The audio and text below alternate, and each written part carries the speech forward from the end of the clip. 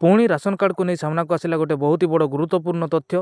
अयोग्य हिताधिकारी तुरंत ration card फेराइबा निवेदन कले खाद्य जोगाण और खाउटी कल्याण मंत्री कृष्णचंद्र पात्र। आसंता जनवरी 31 तारिख में ई-केवाईसी शेष हेब। ता पूर्व अयोग्य हिताधिकारी राशन कार्ड सरेंडर करने को पुणी थे निवेदन करिसेंती खाद्य जोगाण और खाउटी कल्याण मंत्री कृष्णचंद्र पात्र।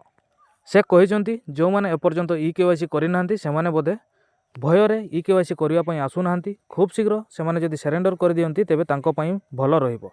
प्रति ब्लॉक रे 200 रु 300 रु अधिक अयोग्य हिताधिकारी रहिचंती जो माने सरकारी चाकरी करी मध्य राशन कार्ड हातेइचंती। से माने जेते शीघ्र संभव से माने तांको राशन कार्ड टी को सरेंडर कर देले सेमानको पई भल हेबो बोली कहिचंती कृष्णचंद्र पात्र।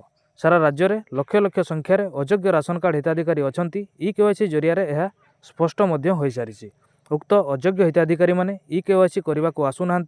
से अनेक शिक्षक डाक्तर अध्यापक मध्य रहिचंती।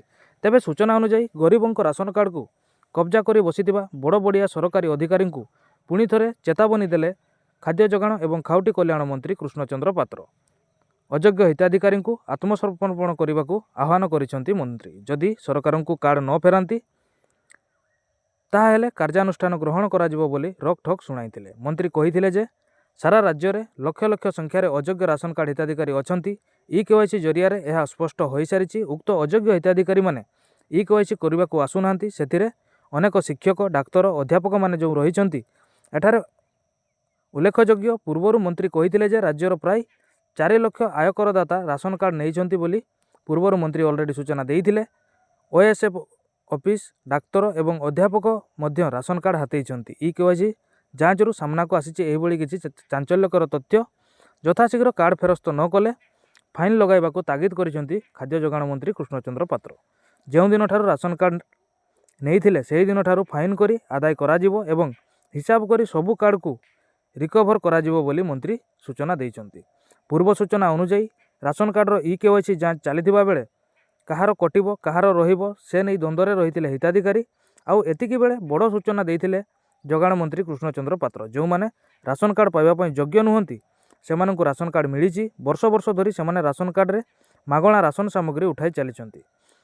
एथिमध्यरु सबुठारु बड़ कथा होउची सेमानंक मध्यरे बहु संख्यार बांग्लादेशी एवं रोहिंग्या मध्य रहिथिबार जणा पड़िछि। आउ तापरे एक्शन मोड रे जोगाण विभाग रहिथिला। एही बळी केतेक विदेशी ओडिशा रे राशन कार्ड पाइचंती। तदंत करी सेमानंकर तालिका देबाकू जिल्लापाल को निर्देश मध्य दिया जाइथिला। विधानसभार तथ्य अनुसार ओडिशा रे 1,57,000 रु अधिक बांग्लादेशी रहुथिबा पूर्व सूचना अनुसार तथ्य रहिथिला। एथिसह एबे विभिन्न सरकारी चाकरिया थिबा कथा मध्य जणा पड़ी अछि।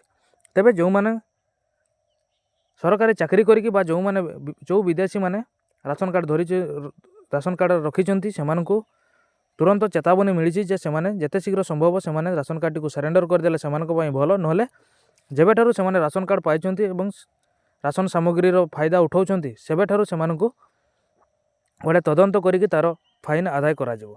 तो बंधुगण जो मानक पाखरे भी आपण माने सरकारी चाकरी करिसंती बा पूर्वरु करि नथिले आपण वर्तमान सरकारी चाकरी करिसंती एवं वर्तमान आपणकर राशन कार्ड को यथा संभव जेते शीघ्र होबो सरेंडर करिनियंतु। जहाँ फल कि जो योग्य हिताधिकारी माने राशन कार्ड रो सुविधा पर्यंत पाई पारुनांती सेमाने राशन कार्ड खंडिया पाइबे एवं राशन कार्ड रो सुविधा सुजोग पाई परिबे। तो बंधुगण आजिर भिडियो रे एतिकी पुणी देखा आ गोटे नुआ भिडियो रे आ गोटे नुआ अपडेट सहित सेति पर्यंत रहूची। नमस्कार, जय जगन्नाथ।